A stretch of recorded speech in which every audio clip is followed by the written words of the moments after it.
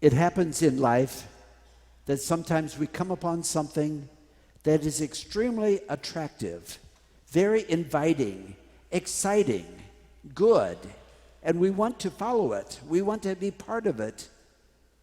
And then for some reason, we feel like we can't. Those things happen. And I was thinking about that, and I'm going to go back a few years because it was like just a couple of months before I was ordained a priest. I was very privileged. Our seminary had a program where you could take 1 month. In the month of January, I was to be ordained in May.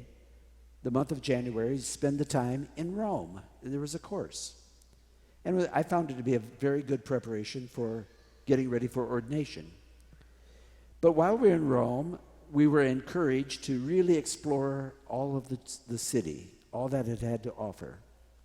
So I was over at St. Peter's Basilica, the great church, the biggest church in Christendom, designed by Michelangelo 400 and some years ago.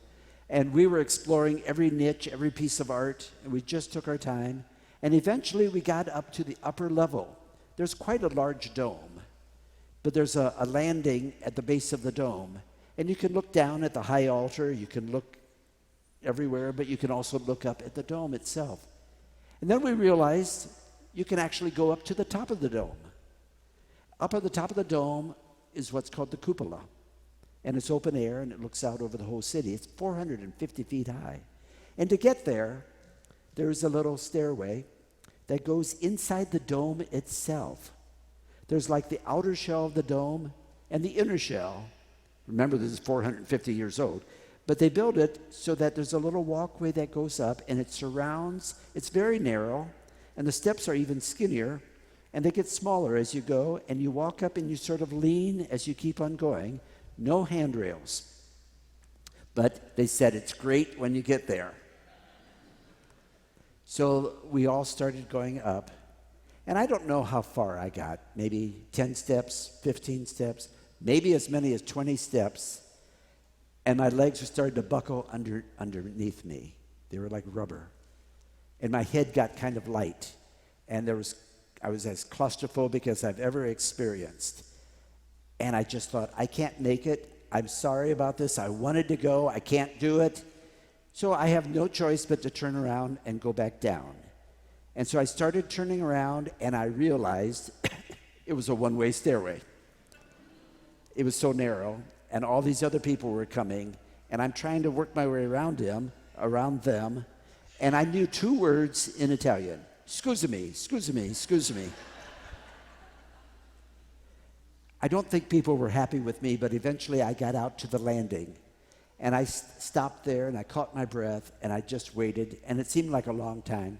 And eventually my friends came down, and the first thing they said was, Herb, we're sorry you couldn't make it. It was wonderful. We could see the Vatican gardens. We could see the Piazza of St. Peter's. We could look out over the entire city of Rome. We could see the Tiber River. It was just wonderful. And I said to myself and said to them, yeah, I'm sure it was. Fortunately, I had another chance. 25 years later, to celebrate my 25th anniversary of ordination, a group from my previous parish went to Rome. A couple of my family members were with me. And then we went to St. Peter's early in the morning because I had Mass in the crypt at 6:30 a.m. And after that, before the tourists were around, I think I was the one who initiated it. I said, let's go up. Did you know you can go to the cupola? I said it as if I had been there before. So we went up there, and I wouldn't let myself think. I just plowed ahead and just forced myself, and I went up there. And guess what? It really was everything that they had told me, and then more so because it was early in the morning. It took me 25 years to get there, but it was great. And I share that story because that reminded me, or as I read the gospel, I was reminded of that. Because this gospel is about the people who wanted something but gave up. They couldn't go there. We've been reading for 5 weeks from St. John's chapter 6. That's not quite true. It started 5 weeks ago, Last week we stepped out of it because it was August 15th, the Feast of the Assumption of Mary, so we had a different gospel reading. But let me tell you, it started 4 weeks ago with Jesus feeding the crowd, and then they followed him, and he said, "You want more? Let me give you food so you'll never be hungry again." And they said, "We want that." And then he said, "I'm going to give you food of eternal life." And they said, "We want that." And then he said, "I'm going to give you myself." And the part that was last week that you didn't get to hear is when he said, "Unless you eat my flesh and drink my blood, unless you eat my flesh and drink my blood, you'll not have eternal life." And that's where it picks up today when the crowd says, "This is too much. He's asking us to go where we cannot go.